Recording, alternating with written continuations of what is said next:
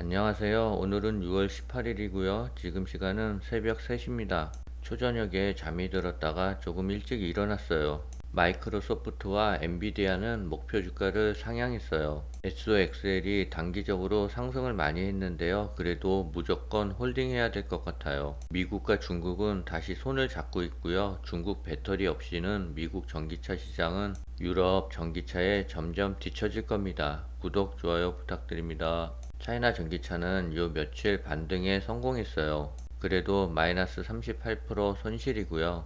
SOXL은 105% 수익 구간 중이에요. SOXL 그래프를 보면 약간 조정이 올 수도 있을 것 같아요. 하지만 여기서 이익 실현을 하고 하락하면 잡겠다는 생각은 위험한 생각인 것 같습니다. 저는 내년까지 무조건 쭉 홀딩 하려고요. 삼성전자도 7만원 밑으로는 내려가기 싫은 것 같습니다.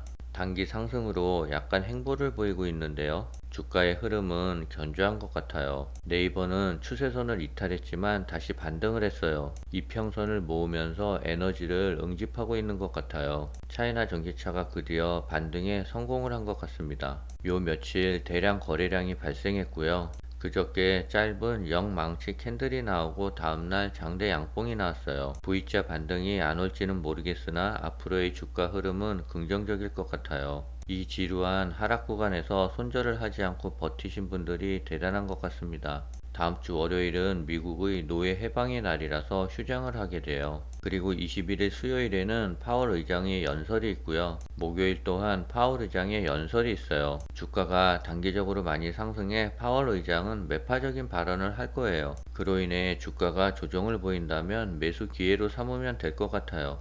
마이크로소프트 AI 연 매출이 100억 달러가 전망된다 하고요. JP모건은 마이크로소프트에 대해서 비중 확대 의견을 냈어요. 뱅크 오브 아메리카는 엔비디아에 대해서 추가 매수를 해야 되는 두 가지 이유를 들었어요. 첫 번째는 엔비디아의 시장 점유율이 새로운 그래픽카드 출시에 힘입어 계속 늘어날 것이라며 특히 그래픽카드 시장 점유율의 경우 현재 76.4%까지 늘어난 상태라고 평가했어요. 또한 엔비디아의 최신 그래픽카드는 게이머들에게 큰 인기를 끌고 있다라고 덧붙였습니다. 두 번째로는 엔비디아의 AI 기술력도 긍정적으로 평가를 했는데요. 반면 엔비디아의 경쟁사로 꼽히는 AMD와 인텔에 대해서는 투자 의견을 각각 중립으로 제시했고요. 시장 수익률 하회로 제시하며 엔비디아의 아성을 위협하기는 어려울 것이라는 분석을 내놨어요.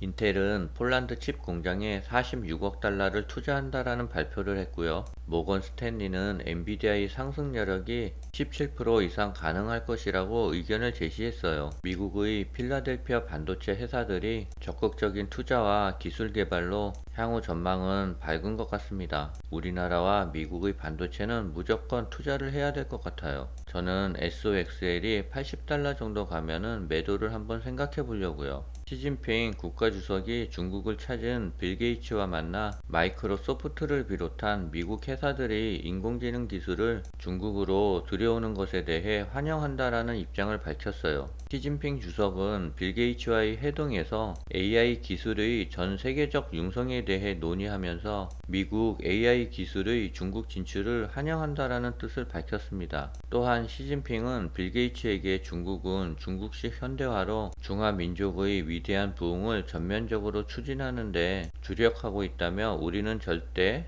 나라가 강해지면 패권을 추구하는 낡은 길을 걷지 않을 것이라고 말했어요. 시진핑 주석은 또 나는 늘 중미 관계의 기초는 민간에 있다고 말한다며 우리는 늘 희망을 미국 국민에게 걸고 있으며 양 국민이 계속 우호적으로 지내길 희망한다라고 밝혔어요. 물론 시진핑의 속마음은 안 그렇겠지만 대외적으로 미국에 대해 우호적인 발언을 한 것에 대해서는 미중 관계가 수그러지는 기미를 보일 것 같아요. 중국 정부의 제재 리스트에 올라있는 미국 반도체 기업인 마이크론이 중국에 약 8천억 원을 추가 투자하기로 밝혔어요. 중국이 안보 문제를 이유로 마이크론 제품 구매 중단을 명령한 지 한 달도 채 지나지 않은 상황에서 나온 결정인데요. 무엇보다 투자 계획이 미 국무장관과 빌 게이츠의 방문 시점에서 맞물려 공개됐다는 점에서 미중 관계 개선 신호로 보인다고 해요. 미 바이든 행정부의 대중 압박 속에서도 테슬라 CEO 일론 머스크는 최근 중국을 방문해 외교부 장관과 상무부 장관 등 고위 관료들을 잇따라 만나 중국 사업을 확장하겠다는 말을 했어요. 테슬라는 또 모델3 배터리로 중국산 제품을 장착하고도 전기차 보조금 7,500달러를 전액 받게 됐대요. CATL이 미국 테슬라 공장에서 부품을 조달받고 호주산 리튬을 수입해 배터리를 만드는 방법으로 IR 규정을 충족한 것이래요. 포드도 미국에 CATL과 합작 공장을 짓기로 했는데 포드가 100% 지분을 갖는 형태를 취해 IRA 규제를 또 피했어요. 여기에다 미국 정부는 최근 중국 4대 배터리 업체인 거시안이 미시간에 부품 공장을 짓는 걸 허가해줬어요. 탄소 중립을 위해 배출가스 규제를 강화한 미국 정부가 중국산 배터리를 사용해 전기차 가격을 낮추겠다는 완성차 업체들의 요구를 받아들인 것으로 보인다고 합니다. 유럽은 이미 전기차 침투일이 많이 진행되고 있어요. 그러나 미국이 우리나라 배터리만 고집한다면 우리나라 배터리 생산 캐파가 적어 미국은 당분간 전기차 생산을 대량으로 하기는 어려울 거예요. 그렇게 되면 미국은 유럽 전기차 시장보다 점점 뒤처지게 돼요.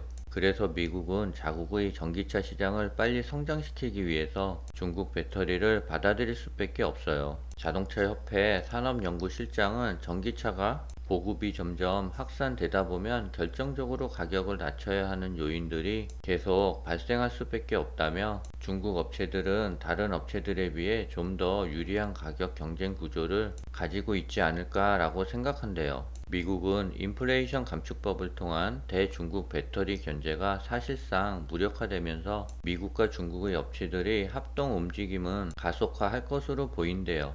이에 따라 국내 배터리 3사는 미국 시장 대응 전략을 다시 짜야 하는 사항에 놓이게 됐다라고 말했어요. 전문가들은 고가 위주로 돼 있는 배터리 라인업을 다양하게 확대하고 전고체 배터리 등 차세대 기술 개발을 위해 국내 배터리 3사가 힘을 모아야 한다고 지적했습니다. 상하이 지수가 3주 만에 최고치에 달했다 하고요. 외국인은 2조를 순매수했대요. 중국 경기 부양책에 대한 기대감 속에 외국인 투자자들이 다시 돌아오고 있다라고 합니다. 중국 당국이 전 범위의 자동차 판매 촉진 캠페인을 벌이기로 한 가운데 신에너지차의 농촌 보급에 대한 방점이 찍혔대요. 이달부터 6개월 동안 신에너지 하향 캠페인을 벌이기로 하면서 전기차 제조 및 판매 업체들의 적극적인 참여를 당부한다라고 말했대요. 중국 상무부 판공청은 자동차 소비 촉진 활동 전개에 관한 통지를 발표함으로써 농촌의 맞춤형 전기차 모델을 적극 개발 출시하고 충전망과 수리점, 정비인원 등 인프라를 확충해 농촌의 전기차 보급률을 높이겠다는 방침을 밝혔어요.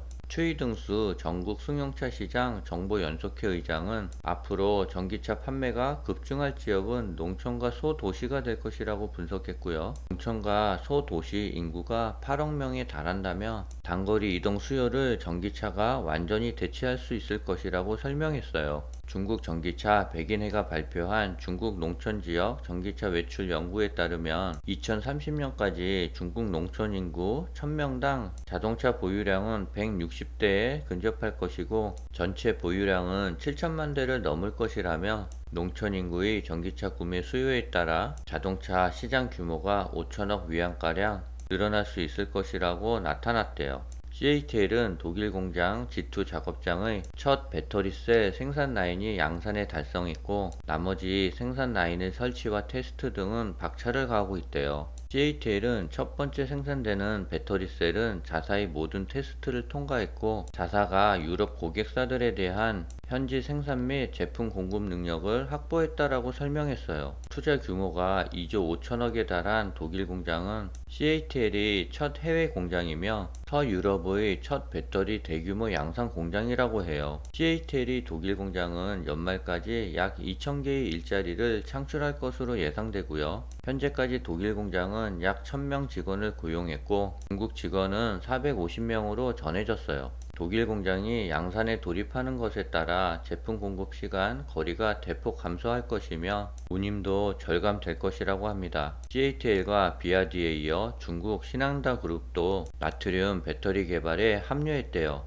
중국의 배터리 기업들이 낮은 에너지 밀도로 외면을 받아온 나트륨에 주목하며 배터리 소재 다변화에 나섰대요. 이를 기반으로 유럽 등 해외 경쟁자의 도전을 꺾고 주도권을 더 강화한다라는 목표라고 합니다. 6월 17일 발 YTN과 연합뉴스에 따르면 중국 전기차 바이톤 또 파산 신청 해생 불능 관측이라는 기사가 나왔어요. 그런데 중국의 전기차 바이톤은 21년 7월 14일 이미 파산 신청을 했었어요. 연합뉴스와 YTN 기사를 보면 바이톤이 꼭 지금 파산을 신청해서 회생이 불가능하다라는 내용으로 들릴 수 있는데요. 그냥 신경 쓰지 않아도 될 기사 같아요. 오늘은 여기까지입니다. 일요일 주말 잘 보내세요.